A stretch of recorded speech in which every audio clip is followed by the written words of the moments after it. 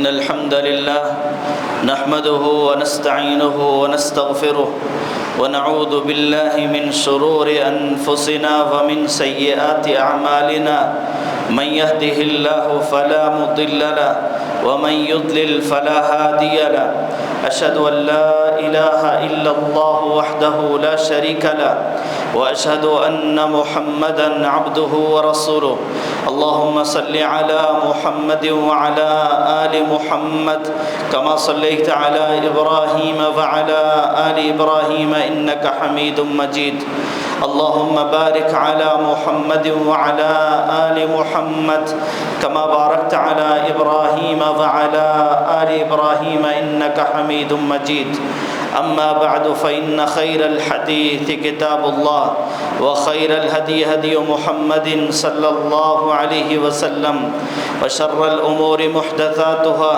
وكل محدثة بدعة وكل بدعة ضلالة وكل ضلالة في النار يا أيها الذين آمنوا اتقوا الله حق تقاته ولا تموتن إلا وأنتم مسلمون يا أيها الناس اتقوا ربكم الذي خلقكم من نفس واحدة وخلق منها زوجها وبث منهما رجالا كثيرا ونساء واتقوا الله الذي تساءلون به والأرحام إن الله كان عليكم رقيبا يا أيها الذين آمنوا اتقوا الله وقولوا قولا سديدا يصلح لكم أعمالكم ويغفر لكم ذنوبكم ومن يطع الله ورسوله فقد فاز فوزا عظيما اللہ تعالیٰ جو انسان کا خالق و مالک ہے اور انسان کے نفع و نقصان کا بھی مالک ہے، وہ جانتا ہے کہ میرے بندے کے لیے کون سی چیز بہتر ہے اور کون سی چیز نقصان دہ ہے۔ گزشتہ خطبہ جمعہ میں ہم نے اس حوالے سے بات کی تھی کہ دور جاہلیت میں اور آج کے پڑھے لکھے جاہل لوگوں کے اندر بھی یہ نظریات، یہ خیالات، یہ توہمات پائی جاتی ہیں کہ فلاں مہینہ وہ منحوس ہوتا ہے، فلاں دن منحوس ہوتا ہے، فلاں شخص منحوس ہوتا ہے، فلاں چیزیں جو ہیں وہ منحوس ہیں۔ لیکن اللہ تعالیٰ نے قرآن مجید جو میری اور آپ کی رہنمائی کے لیے، ہماری ہدایت کے لیے، ہمیں زندگی گزارنے کا طریقہ سکھانے کے لیے نازل کیا ہے، اس سے ہمیں کہیں یہ چیز نہیں ملتی کہ اللہ نے کسی چیز کو منحوس بھی بنایا ہے، بلکہ اللہ تعالیٰ کی تمام مخلوقات اللہ تعالیٰ نے کسی نہ کسی حکمت کے تحت پیدا کی ہے۔ انسان کو کئی چیزیں صرف یہ نظر آتی ہیں کہ ان میں نقصان ہی ہے، لیکن اللہ تعالیٰ جانتے ہیں کہ ان کی پیدائش میں حکمت کیا ہے۔ اللہ تعالیٰ نے ان چیزوں میں بھی فائدے رکھے ہوئے ہیں، لیکن انسانی عقل چونکہ قاصر ہے، وہ ان چیزوں کا ادراک نہیں کر سکتی۔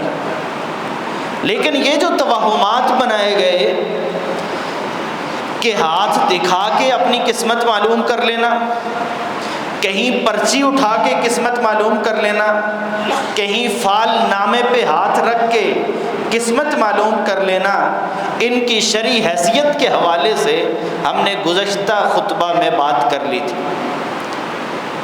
یہ سارے کام لوگ کس لیے کرتے تھے، یا یہ نظریات، یہ توہمات لوگوں میں کیوں موجود ہیں؟ اس کی وجہ یہ ہے کہ وہ اپنے آپ کو نقصان سے بچانا چاہتے ہیں اور فائدہ پہنچانا چاہتے ہیں۔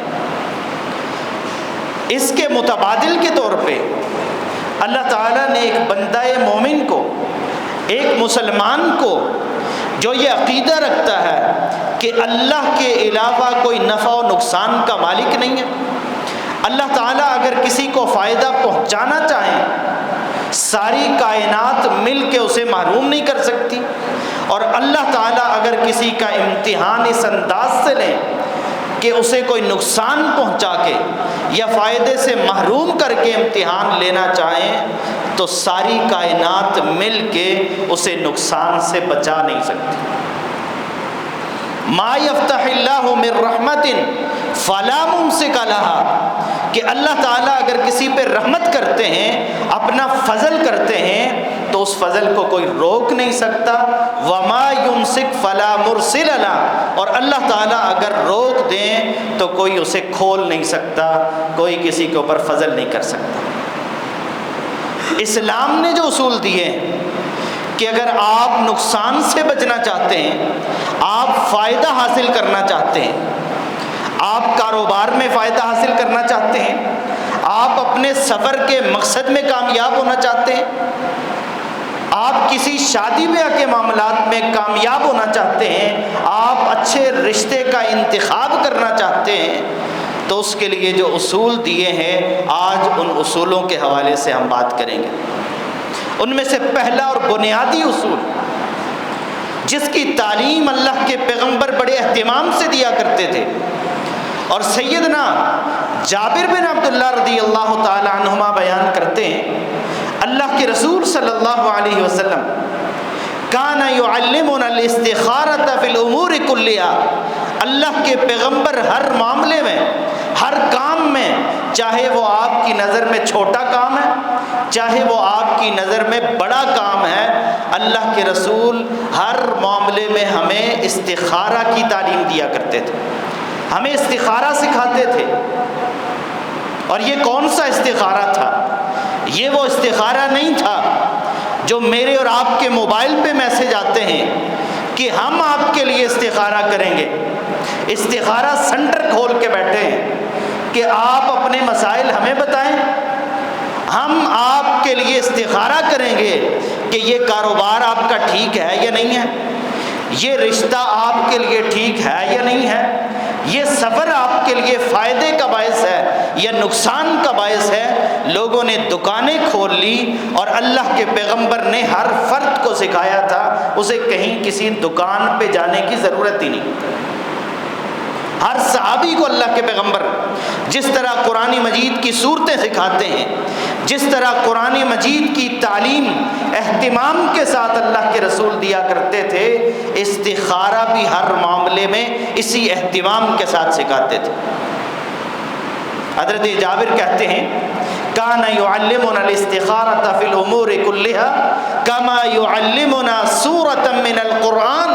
اللہ کے پیغمبر اتنے اہتمام کے ساتھ استخارہ کی تعلیم دیتے جیسے آپ قرآن کی صورتیں اہتمام کے ساتھ سکھاتے تھے.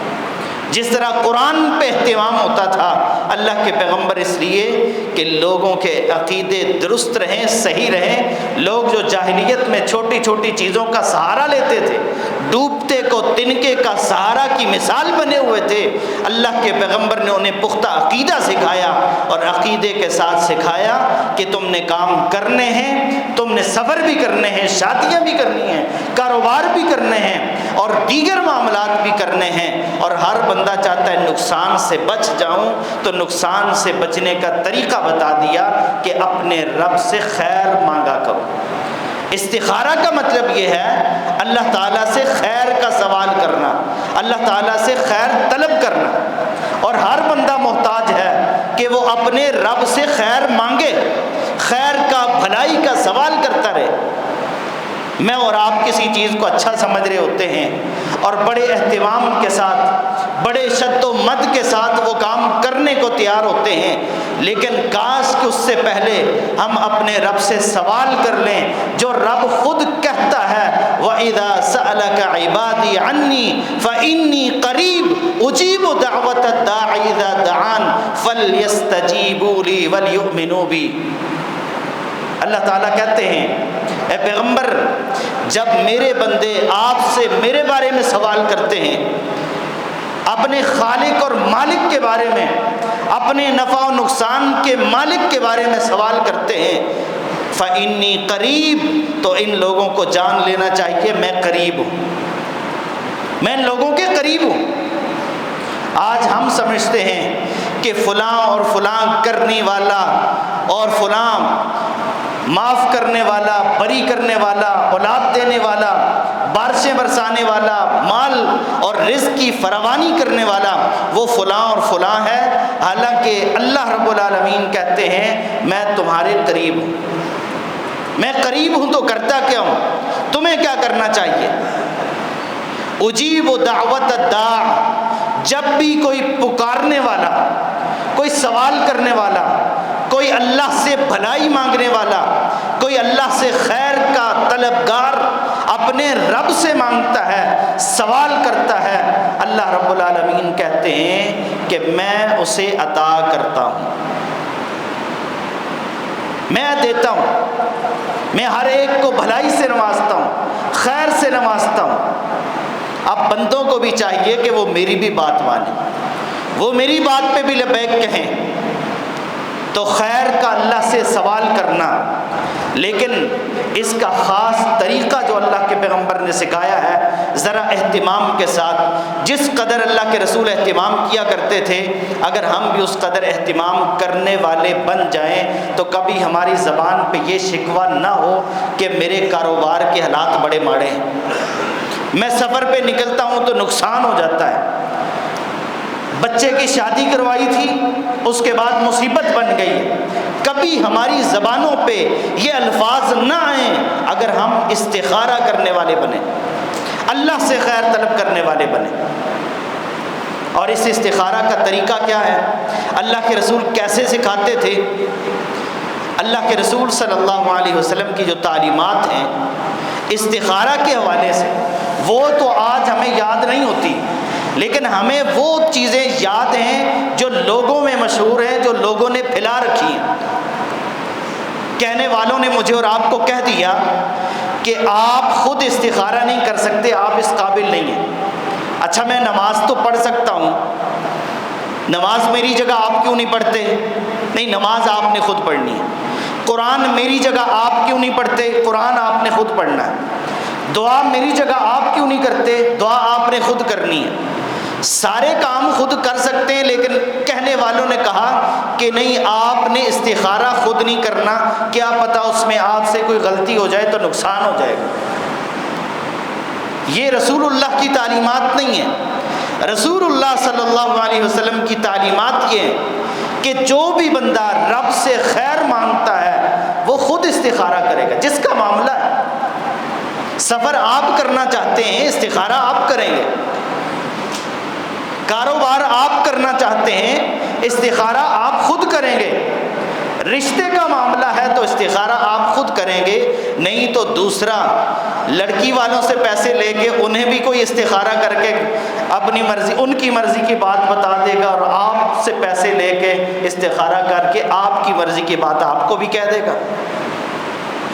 تو یہ استخارہ کا طریقہ جو ہمارے یہاں ہے نا، کہ جائیں کسی جگہ، کسی عامل کے پاس، کسی مولوی صاحب کے پاس جا کے اسے پیسے دیں اور استخارہ کروا لیں، یہ ٹھیکے پہ نہیں ہوتا، یہ خود کرنا پڑتا ہے بندے کو۔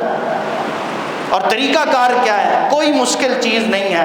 آپ روزانہ نماز پڑھتے ہیں، کوئی بھی غیر فرض نماز، چاہے وہ سنتیں ہیں چاہے وہ نوافل ہیں، اگر کوئی اور نماز نہیں بھی تو آپ اپنے طور پہ 2 رکعت نماز پڑھیں، اور نماز پڑھنے کے بعد یا تو سلام پھیرنے سے پہلے تشہد کے اخیر میں جب باقی دعائیں آپ پڑھتے ہیں ان دعاؤں کے ساتھ دعائے استخارہ پڑھ لیں، یا پھر دوسرا طریقہ یہ ہے کہ آپ سلام پھیرنے کے بعد آپ نے 2 رکعت نماز پڑھی ہے، وہ سنتیں ہو سکتی ہیں، فجر کی 2 سنتیں ہیں، ظہر کی سنتوں کے بعد آپ نے پڑھ لی، یا عصر سے پہلے آپ نے نفل پڑھے تو ان میں پڑھ لی، مغرب کی سنتوں کے بعد آپ نے دعا پڑھ لی، عشاء کی سنتوں کے بعد پڑھ لی، یا سنتوں سے ہٹ کے آپ استخارہ مستقل طور پہ الگ سے کرنا چاہتے ہیں، آپ 2 رکعت نماز پڑھیں کسی بھی ایسے وقت میں جب نفل نماز پڑھی جا سکتی ہے۔ مثلا فجر کے بعد نفل نماز نہیں پڑھ سکتے تو اس وقت نہیں پڑھیں گے، عصر کے بعد نفل نماز نہیں پڑھ سکتے تو اس وقت نہیں پڑھیں گے، لیکن اس کے علاوہ باقی جو اوقات ہیں جب نماز پڑھنا جائز ہے ان اوقات میں سے کسی وقت بھی آپ 2 رکعت نماز پڑھیں۔ نماز پڑھنے کے بعد یا یا تو سلام پھیرنے سے پہلے یا سلام پھیرنے کے بعد دعائے استخارہ پڑھیں گے۔ اب مسئلہ یہ ہے کہ یہ دعائے استخارہ کہاں سے لائیں؟ یہ کوئی بڑا مسئلہ تو نہیں ہے۔ آپ دعاؤں کی کوئی کتاب اٹھا لیں، جس کتاب میں دعائیں لکھی ہوتی ہیں، صبح و شام کے اذکار لکھے ہوتے ہیں، نماز کا سبق لکھا ہوتا ہے، کوئی کتاب اٹھا لیں، وہاں پہ آپ کو دعائے استخارہ ملے گی۔ یہاں پہ ایک چھوٹی سی چیز اور جو ہمارے ہاں لوگوں میں پائی جاتی ہے، کوئی کسی کو دم ڈالنے لگا ہے تو دم کے لیے کیا کہتے ہیں؟ جی فلاں کے پاس اذن نہیں ہے۔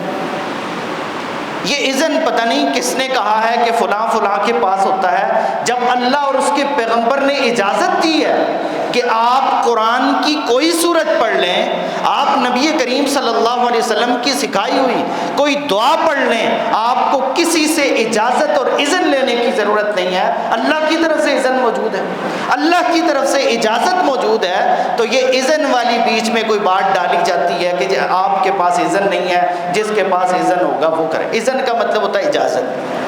کسی کے اذن اور اجازت کی ضرورت نہیں ہے، اللہ اور اس کے رسول کے اذن اور اجازت کی ضرورت ہے، اور وہ جب آپ کے پاس موجود ہو تو کسی دوسرے کے کوئی اجازت اور اذن کسی سے لینے کی ضرورت نہیں ہے۔ یہ دعائے استخارہ میں بھی یہی معاملہ ہوتا ہے۔ یہ دعائے استخارہ جو اللہ کے رسول اس دعا کیا کرتے تھے، اس کا ذرا تھوڑا سا اگر آپ اس کا معنی سمجھنے کی کوشش کریں نا، تو شاید انسان ہمیشہ استخارہ ہی کرتا رہے۔ اللہم انی استخیرک، آغاز کس بات سے ہو رہا ہے؟ اللہ اے میرے پروردگار، میں تجھ سے خیر طلب کرتا ہوں۔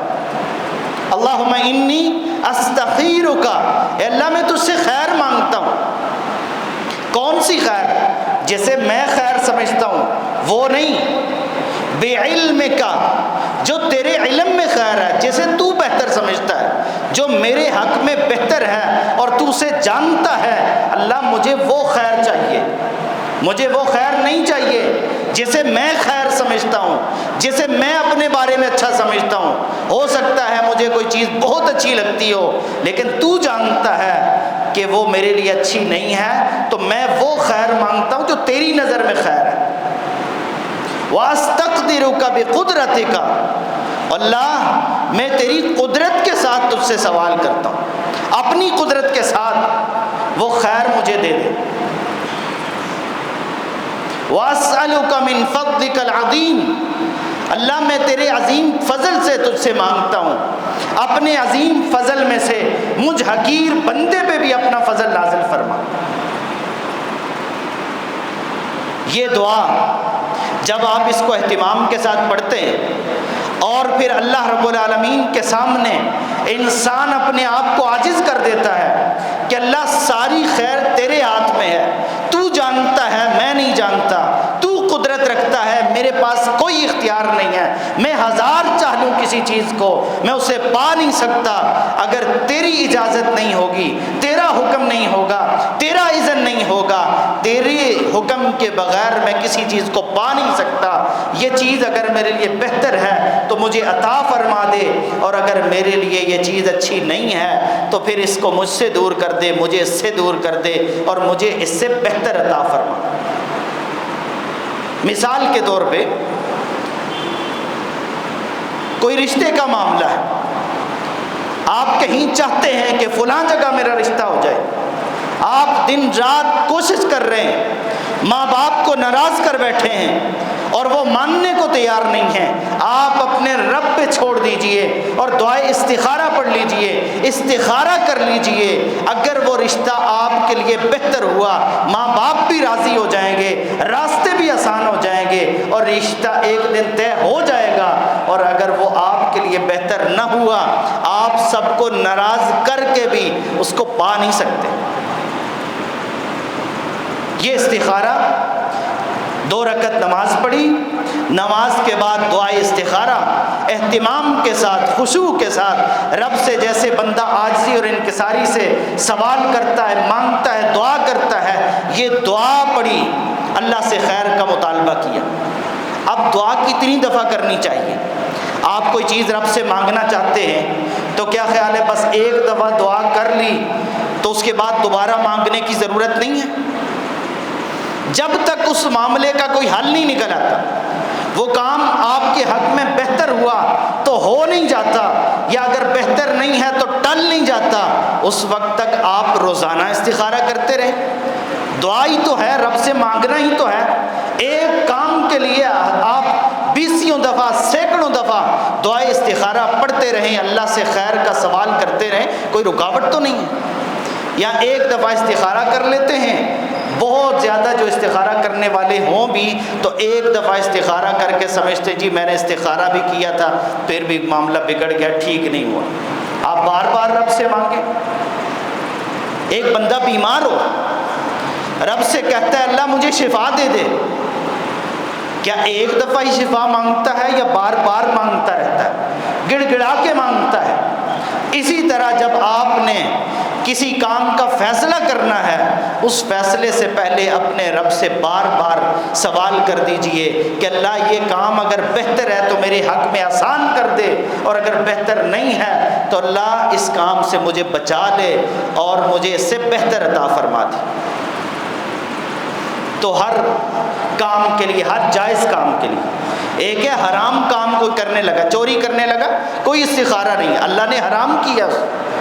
ایک فرض کام ہے اور لازمی ہے کہ وہی کام آپ نے کرنا ہے، تو نماز پڑھنے سے پہلے استخارہ کرتے نہیں بیٹھ جائیں گے۔ حج آپ پہ فرض ہو گیا ہے، آپ استخارہ نہیں کرتے رہیں گے کہ حج کروں یا نہ کروں، استخارہ کر لیتا ہوں۔ نہیں، جو کام جائز ہے، فرض نہیں ہے اور حرام بھی نہیں ہے، آپ کے پاس اختیار ہے، آپ کرنا چاہیں تو کریں اور اگر نہیں کرنا چاہتے تو نہ کریں۔ تو اس میں سے بہترین کا انتخاب کرنے کے لیے بار بار استخارہ کرتے رہنا اور خود کرنا۔ تو ہر کام میں کامیابی کے لیے پہلا اصول ہے۔ دوسری چیز جو ضروری ہے کہ جو بندہ بھی اپنے کام میں کامیاب ہونا چاہتا ہے تو وہ مشورہ کرے۔ مشورہ کس سے کرے؟ بعض لوگ تو ہمارے یہاں ایسے پائے جاتے ہیں کہ ان کے ذہن میں یہ ہوتا ہے کہ میں کسی سے مشورہ نہیں کیا کرتا، میں کسی سے پوچھتا نہیں ہوں، مجھے کسی سے بات کرنے کی ضرورت نہیں ہے، میں خود صاحب اختیار ہوں، میرے پاس اسباب ہیں، وسائل ہیں اور میں خود سمجھدار ہوں، مجھے کیا ضرورت ہے کسی سے مشورہ کرنے کی؟ مجھے کیا ضرورت ہے کہ میں گھر میں بیوی سے مشورہ کروں، جوان بچے ہیں ان سے مشورہ کروں، میں تو خود سب کچھ کر سکتا ہوں، وہ میرے جیسے سمجھدار تو نہیں ہیں۔ کائنات کے سارے سمجھدار ایک پلڑے میں رکھ دیے جائیں، میرے اور آپ کے محبوب نبی کریم صلی اللہ علیہ وسلم ان جیسا سمجھدار تو کوئی نہیں ہو سکتا۔ سمجھداری میں بھی سب سے آگے، اور پھر اللہ کے حکم کے مطابق کام کرنے والے، ایک ایک کام اللہ کی وحی اور اللہ کے حکم کے مطابق کرتے ہیں۔ ما ينطق عن الهوى ان هو الا وحی یوحى، جن کا ایک ایک کام، جن کی ایک ایک بات اللہ کی وحی کے مطابق ہوتی تھی، وہ پیغمبر اللہ رب العالمین اس پیغمبر سے بھی کہتے ہیں وَشَاوِرْهُمْ فِي الْأَمْرِ، اے پیغمبر آپ مشورہ کیجئے، آپ مشورہ کیا کریں، آپ صحابہ کرام کو اپنے معاملے میں شریک کیا کریں۔ لیکن یہاں خاوند بیوی سے مشورہ کرنے کو تیار نہیں ہے، اولاد ماں باپ سے مشورہ کرنے کو تیار نہیں ہے، دن رات اکٹھے رہنے والے دوست ایک دوسرے سے مشورہ کرنے کو تیار نہیں ہیں، اور یہ سمجھتے ہیں کہ نہیں میں خود سمجھدار ہوں، میں خود عقل مند ہوں، مجھے کسی سے مشورہ کرنے کی، پوچھنے کی ضرورت نہیں ہے۔ آپ بہت سمجھدار ہوں گے لیکن کائنات کے امام سے زیادہ سمجھدار نہیں ہیں۔ آپ کے پاس بڑے اسباب و وسائل ہوں گے، آپ کو بڑی تائیدیں حاصل ہوں گی، لیکن کائنات کے امام کی تائید تو رب العالمین کرتے ہیں، آپ ان جیسے معید تو نہیں ہیں، اس کے باوجود مشورہ نہ کرنا یہ بہت بڑی کوتاہی ہے اور ہمارے معاملات کے بگاڑ کا بہت بڑا سبب ہے۔ ایک عقل اکیلی ہوتی ہے، جب 2 4 6 8 10 بندوں کی سمجھداری، دانائی، عقل مندی جمع ہوتی ہے، پھر جو نتیجہ نکلتا ہے وہ ایک بندے کی بات پہ نہیں ہوتا، اسی لیے تو اللہ تعالیٰ نے حکم دیا ہے اور اہل ایمان کی صفت یہ بیان کی ہے کہ مومن بندے کیسے ہوتے ہیں، وَأَمْرُهُمْ شُورَى بَيْنَهُمْ، کہ مومنین اللہ کے نیک بندے متقی بندے ان کے معاملات آپس کے مشورے سے طے ہوتے ہیں۔ ہر کوئی اپنی مرضی نہیں کرتا، مشورے کیا کرتے ہیں۔ اور پھر مشورہ کریں کس سے؟ مشورہ کرتے ہوئے بھی دیکھنا چاہیے، یہ نہیں ہے کہ ہر چلتے پھرتے بندے کو آپ پکڑیں اور آپ کہیں بھائی میں یہ کام کرنا چاہتا ہوں، آپ کی کیا رائے ہے، آپ کا کیا مشورہ ہے۔ جس سے آپ مشورہ کرنا چاہتے ہیں وہ بھی سمجھدار بندہ ہونا چاہیے کہ جو مشورہ، جس معاملے کا مشورہ آپ اس سے کر رہے ہیں وہ اس چیز کو جانتا ہو۔ اور دوسری چیز اس بندے میں یہ ہونی چاہیے کہ وہ آپ کے ساتھ مخلص ہو، وہ آپ کی خیر خواہی کرنے والا ہو، خیر چاہتا ہو آپ کے لیے۔ یہ نہیں ہے کہ وہ غلط مشورہ دے کے آپ کو ڈبونا چاہتا ہو۔ ہمارے جو بڑے بڑے معاملات ہوتے ہیں، کئی لوگوں کو ڈبونے والے ان کے مشیر ہی ہوتے ہیں۔ تو مشورہ تجربہ کار سمجھدار بندے سے کیا جائے گا، جس چیز کا وہ تجربہ رکھتا ہے۔ آپ کو ایک عالم دین سے بڑی محبت ہے، آپ کہتے ہیں میں گھر بنانا چاہتا ہوں، یہ نقشہ ایسے ایسے، اتنا خرچہ اس پہ ہوگا، آپ کی کیا رائے ہے؟ اس بیچارے کو کیا پتہ ہے؟ ہاں آپ اس سے پوچھ سکتے ہیں کہ میں فلاں جگہ گھر بنانا چاہتا ہوں، وہاں مسجد قریب نہیں ہے، آپ کی کیا رائے ہے؟ میں گھر بنانا چاہتا ہوں، محلے دار ایسے ایسے ہیں، آپ کی کیا رائے ہے؟ لیکن آپ گھر بنانے کے بارے میں اس سے پوچھ رہے ہیں، اسے تو ایک اینٹ اور سیمنٹ اور سریے کا نام نہیں آتا، اور آپ اس سے پوچھ رہے ہیں مولوی صاحب مجھے آپ کے ساتھ بڑی محبت ہے، میں آپ سے اللہ کی رضا کے لیے بڑی محبت کرتا ہوں، مجھے بتائیں کہ یہ نقشہ میں گھر ایسے ایسے بنانا چاہتا ہوں، کیا خیال ہے یہ مضبوط رہے گا؟ اسے نہیں پتہ اس چیز کا۔ آپ اس بارے میں مشورہ کریں تو کس سے کریں؟ انجینئر سے جا کے مشورہ کریں جو آپ کو بتائے گا کہ یہ کام کیسے کیا جانا چاہیے۔ تو جس بندے کے پاس تجربہ ہو اس سے وہ بات پوچھی جائے۔ آپ کا کوئی دینی مسئلہ ہے، کوئی دینی معاملے میں آپ مشورہ کرنا چاہتے ہیں تو آپ کسی بھی دیندار بندے سے کر لیں۔ تو ایک ہر چلتے پھرتے بندے سے نہیں، تجربہ کار سمجھدار بندے سے مشورہ ہو۔ نمبر 2، جس سے آپ مشورہ کر رہے ہیں وہ آپ کا مخلص ہو، آپ کا برا نہ سوچتا ہو، آپ کا نقصان نہ چاہتا ہو، آپ کو فائدہ پہنچانا چاہتا ہو اور آپ کا خیر خواہ ہو۔ اور تیسری چیز، مشورہ اس سے کیا جائے جو امانت دار۔ اللہ کے رسول صلی اللہ علیہ وسلم نے فرمایا المستشار امین، جس سے مشورہ کیا جاتا ہے اس کی ذمہ داری ہے کہ وہ امانت دار ہو۔ کس چیز میں امانت دار ہو؟ ایک تو مشورہ طلب کرتے ہوئے آپ نے اسے اپنے راز بتائے۔ مشورہ طلب کرتے ہوئے انسان اپنی پوری بات بتاتا ہے، ہو سکتا ہے آپ نے اپنے راز بتائے ہوں، اسے اپنے دل کی باتیں کہی ہوں، یہ نہ ہو کہ وہ کل آپ کے راز جا کے لوگوں کو بیان کرتا پھر اور فلاں کے گھر کی تو یہ حالت ہے، میں تو سمجھتا تھا وہ ایسا ایسا ہے، وہ تو ایسا ایسا نکلا ہے۔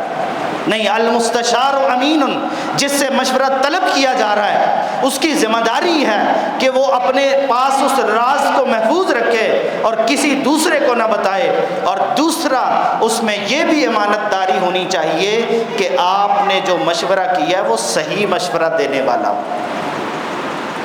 ہمارے ہاں تو ایسے واقعات بھی سامنے آتے ہیں کہ کوئی جا کے مشورہ کرتا ہے کہ فلاں کے گھر بچی ہے، ہم اس کے ساتھ اپنے بیٹے کا نکاح کرنا چاہتے ہیں، آپ کی کیا رائے ہے؟ وہ کہتا ہے نہیں ایسے لوگوں کے قریب نہیں جانا، بڑے برے لوگ ہیں، اچھے نہیں ہیں۔ ہفتے مہینے بعد پتہ چلتا ہے کہ خود وہاں جا کے اپنے بیٹے کا نکاح کروا لیا۔ آپ کسی دکان پہ جاتے ہیں، آپ اس سے پوچھتے ہیں بھائی مجھے نہیں اندازہ، آپ مجھے بتا دیں یہ 20 کمپنیوں کی چیزیں ہیں آپ کے پاس، ان میں سے جو اچھی ہے مجھے وہ چاہیے، آپ مجھے بتائیں کہ اچھی کون سی ہے۔ عام طور پہ ہمارے ہاں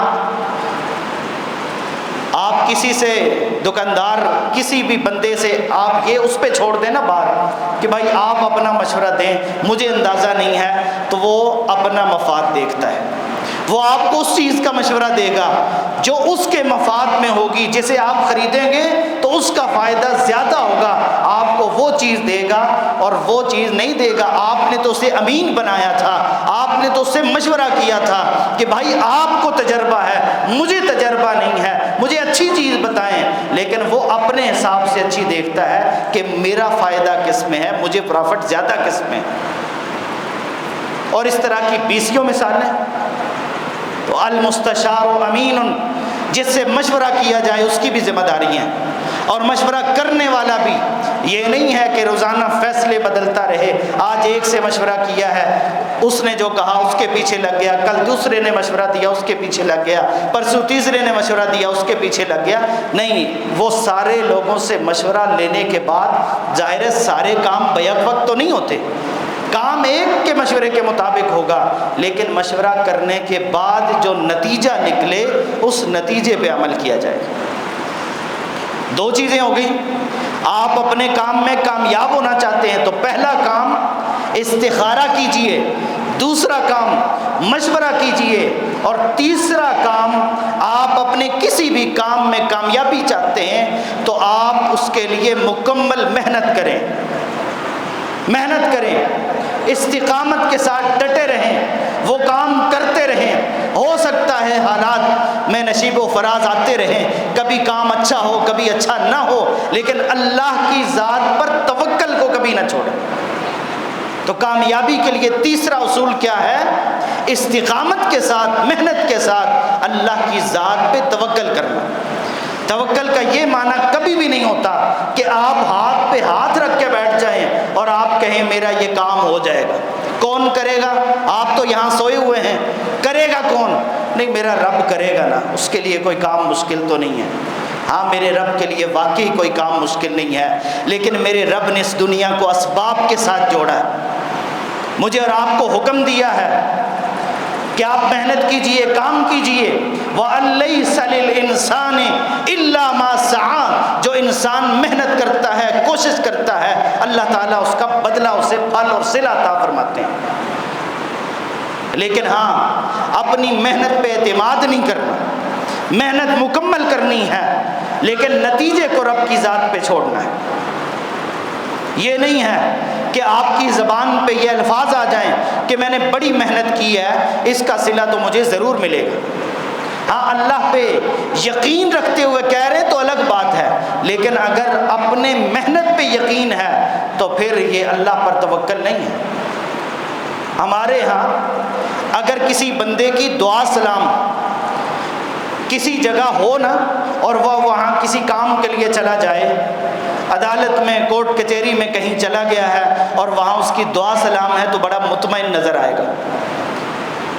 بھائی آپ پریشان نہیں ہیں، آپ کا مسئلہ بگڑا ہوا ہے؟ کہتا ہے نہیں نہیں، کوئی ٹینشن نہیں ہے، میرا فلاں ہے نا وہاں، میرا دوست ہے، میرے دوست کا دوست ہے، میرا فلاں جاننے والا ہے، میرا کلیگ ہے، فلاں وہاں موجود ہے، مجھے کوئی ٹینشن نہیں ہے۔ کیوں؟ اس پہ اعتماد ہے کہ وہ میرا کام کر دے گا۔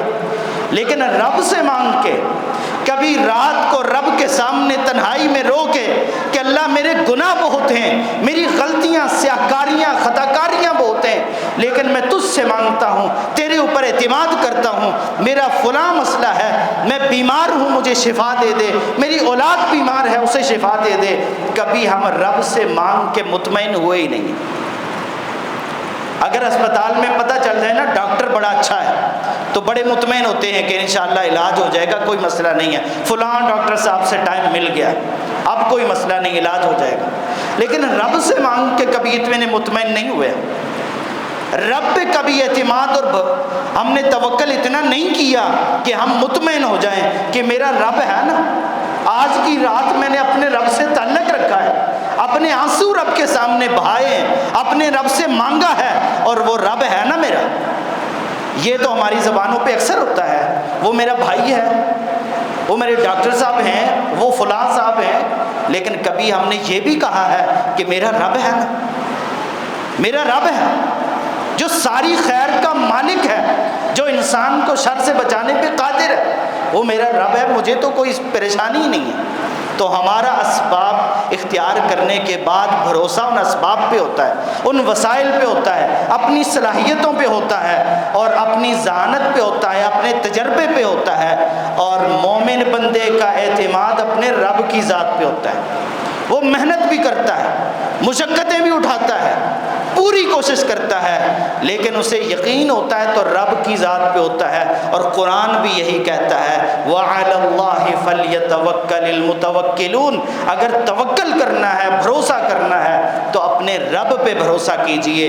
جو بندہ یہ 3 چیزیں کرتا ہے نا، کام کرنے سے پہلے اس نے استخارہ کیا ہے، رب سے خیر مانگی ہے کہ اللہ اس کے نقصان سے بچانا، اگر کام اچھا ہے تو میرے لیے آسان کر دے، اور پھر تجربہ کار سمجھدار لوگوں سے مشورہ بھی اس نے کیا ہے، اور پھر استقامت کے ساتھ وہ اللہ پہ توکل بھی کرتا رہا ہے، تو ایسا بندہ کبھی نقصان نہیں اٹھاتا، کبھی اپنے فیصلے پہ پچھتاتا نہیں ہے، کبھی پریشان نہیں ہوتا۔ اللہ تعالیٰ ایسے بندے کی حفاظتیں کرتے ہیں، اور اپنے رب پہ جو اعتماد ہوتا ہے اللہ تعالیٰ اس اعتماد کو پورا کرتے ہیں۔ میں اور آپ کسی کے پاس چلے جائیں نا، اور اسے ہمارے اوپر اعتماد ہو، آپ کسی کا کام کرنے کے لیے چلے گئے اور جس کا کام کیا اس سے آپ پہ اعتماد ہو گیا، تو آپ اور اچھا کر کے کرتے ہیں کہ فلاں میرے اوپر اعتماد کرتا ہے، کہیں اس کا اعتماد خراب نہ ہو جائے۔ اگر بندہ اپنے رب پہ اعتماد کرے گا تو کیا خیال ہے رب بندے کو محروم کرے گا کہ میرا بندہ مایوس ہو کے چلا گیا تو پھر میرے اوپر اعتماد کب کرے گا؟ تو اللہ رب العالمین پہ جو اعتماد کرتے ہیں اللہ اس کی بھی ضرور لاج رکھتے ہیں۔ اللہ تعالی ہمیں کتاب و سنت کو سمجھنے، اس کے مطابق زندگی گزارنے کی توفیق عطا فرمائے۔ وآخر دعوانا ان الحمد للہ رب العالمین۔